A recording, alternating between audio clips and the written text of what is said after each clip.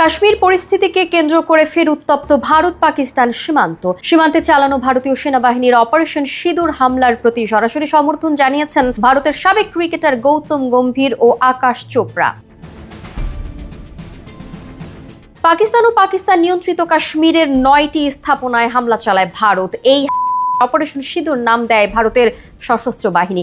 পাকিস্তানে চালানোয় ভারতীয় বাহিনীকে স্যালুট জানান দুই ক্রিকেটার। সামাজিক যোগাযোগ মাধ্যমে গম্ভীর লেখেন জয় হিন্দ, সঙ্গে ছিল ভারতীয় সেনাবাহিনীর পোস্ট করা একটি ছবি যেখানে লেখা অপারেশন সিঁদুর। গম্ভীর আকাশদের সঙ্গে সুর মিলিয়েছেন ভারতের আরো কয়েকজন ক্রিকেটার, প্রাকিয়ান ওঝা ও কলকাতা নাইট রাইডার্সের স্পিনার বরুণ চক্রবর্তী। সবাই অপারেশন সিঁদুর লেখা সেই ছবিটি সোশ্যাল মিডিয়ায় পোস্ট করেন।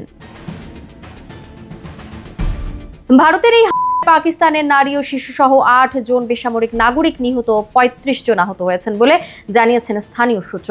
পাকিস্তানের প্রতিরক্ষা মন্ত্রী খাজা আসিফ একে কাপুরুষোচিত বলে উল্লেখ করেন। ভারত পরপরই পাল্টা চালিয়েছে পাকিস্তান। সেনাবাহিনীর পক্ষ থেকে দাবি করা হয়েছে ভারতের 5টি যুদ্ধ বিমান ভূপাতিত করা হয়েছে এবং কাশ্মীরে একটি ব্রিগেড সদর দপ্তর ধ্বংস করা হয়েছে। ভারতের সেনাবাহিনী বলছে কাশ্মীরে পাকিস্তানি সেনাদের ছোড়া গোলার আঘাতে 3 জন বেসামরিক নাগরিক হয়েছেন।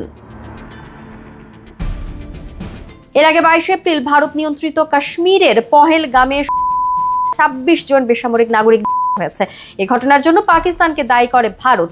পাকিস্তান ভারতের এই দাবি অস্বীকার করে নিরপেক্ষ তদন্তের আহ্বান জানায়। এই ঘটনার জেরে দিন দিন বাড়ছিল উত্তেজনা, যার সর্বশেষ বহিঃপ্রকাশ হলো এই ভয়াবহ হামলা ও পাল্টা প্রতিক্রিয়া।